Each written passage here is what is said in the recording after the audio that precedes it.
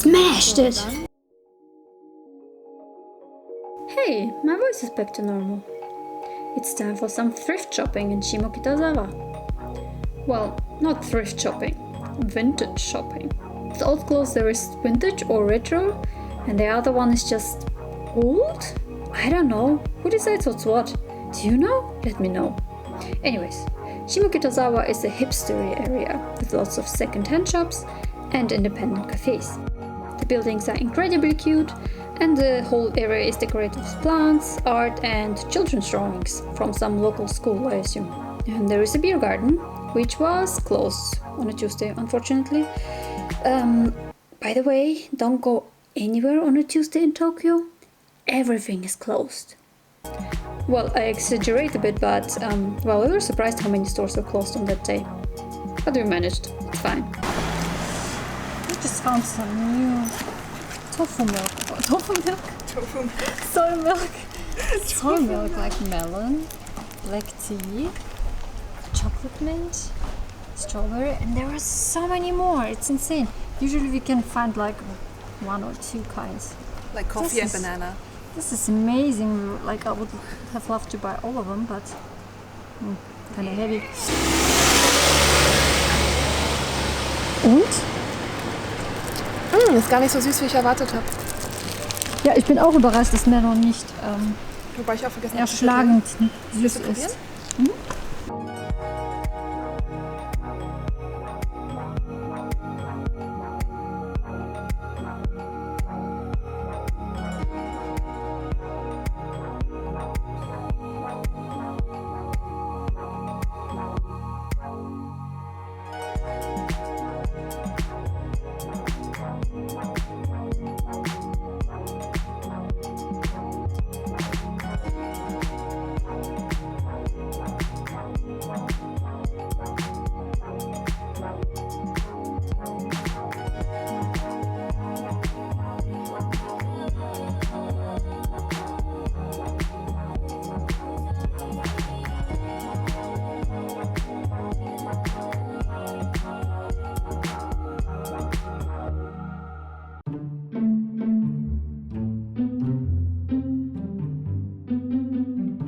Smashed it. Still, note to self for the next time: order a bigger rice size than M, and also number 2 spiciness is already pretty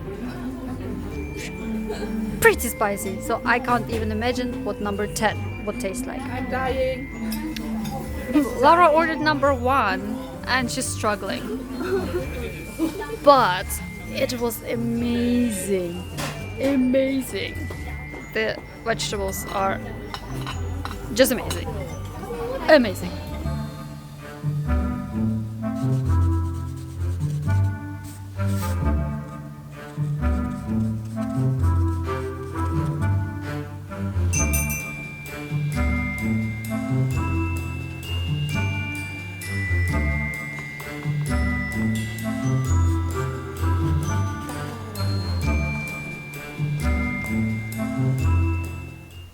The next day we went to Ryokan, a traditional Japanese hotel by bullet train. But before that, here, have some Halloween vibes, because it's never too late or too early for Halloween. And all these decorations are just too cute.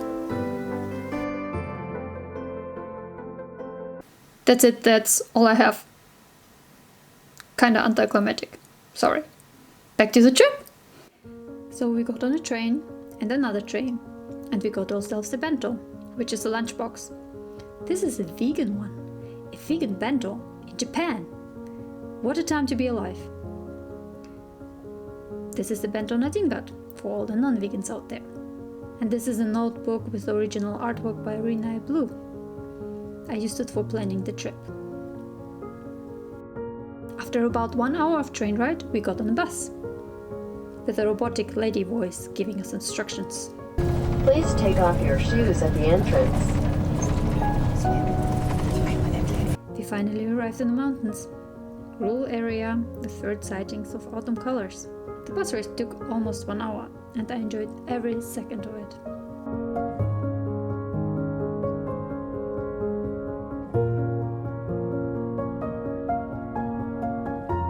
And then we arrived at the ryokan.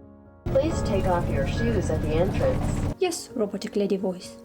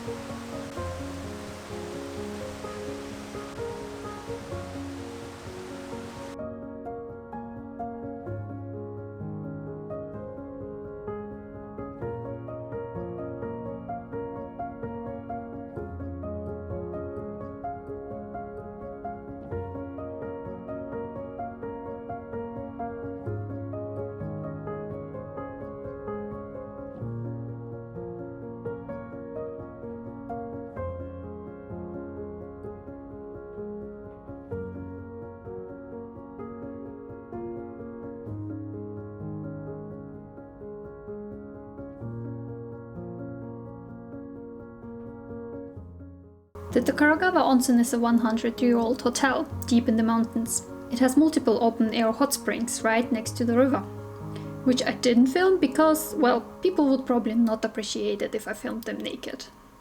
Well, actually, Takaragawa Onsen is one of the very few places, or maybe the only place in Japan where you do get a dress for women and a kind of skirt for men, which you have to wear while bathing. While it's usually not allowed to wear anything in the hot springs in Japan, no matter if mixed or single gender baths, due to Takaragawa's popularity among foreign tourists, they had to introduce the special clothing, as many people felt uncomfortable being completely naked in front of strangers. So if you do want to go to an onsen but don't feel comfortable being nude, this might be the right place for you.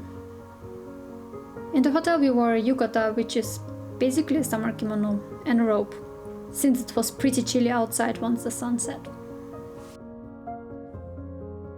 There was a bit of a mix-up with our dinner, so one lady working there gave us a paper crane each as an apology. So nice, and even with the mix-up, we really enjoyed our food. There was so much to choose from. And these cakes, so yummy. After dinner we went into the hot springs again and spent the evening having a drink and a drawing.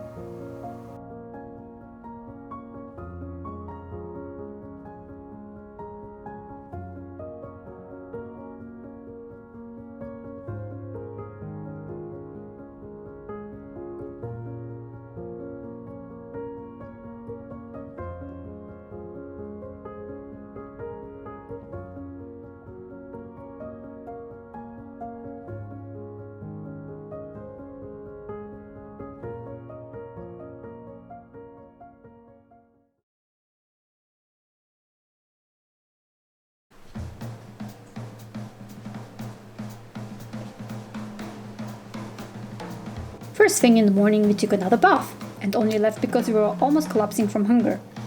Time for breakfast, makeup, and a morning stroll through gardens. Just don't forget to change from your inside slippers into the outside slippers. Did you know that Japan is all about the right slippers etiquette? Make sure you take off your outside shoes before you enter a house. Put on slippers, but do not wear them on tatami mats.